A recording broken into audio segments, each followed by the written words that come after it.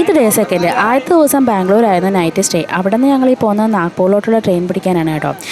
9:45 train. 8 മണിക്കാണ് വീട്ടിൽ നിന്ന് ഇറങ്ങിയത്.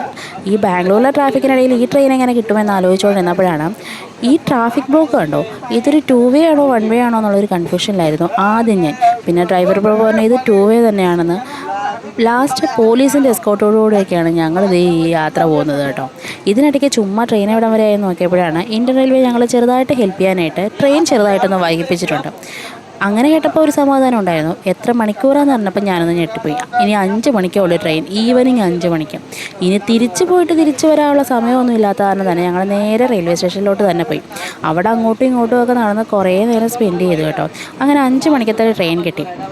ഈ 5 മണിക്കത്തെ ട്രെയിനിൽ കയറി കഴിഞ്ഞപ്പോഴാണ് ഞങ്ങൾ ഓർത്തത് സംഭവം വരുന്നതല്ല, ഇനി ഈ നാഗ്പൂരിൽ നിന്ന് ജബൽപൂരിലോട്ടുള്ള train already Indian railway cancel ചെയ്തിട്ടുണ്ടായിരുന്നു. അപ്പോൾ അതിന് പകരം നമ്മളൊരു ബസ് ബുക്ക് ചെയ്തിട്ടുണ്ടായിരുന്നു. ആ ബസ് ഈ ട്രെയിൻ അവിടെ എത്തുന്നതിന് മുമ്പ് പോയി കളയും. അങ്ങനെ ആ ബസ്സും ക്യാൻസൽ ചെയ്യേണ്ട അവസ്ഥയായി. ഇനി അടുത്ത ദിവസത്തെ വിശേഷം അടുത്ത ദിവസം കാണാവേ. അപ്പോൾ ടാറ്റാ ബേബി.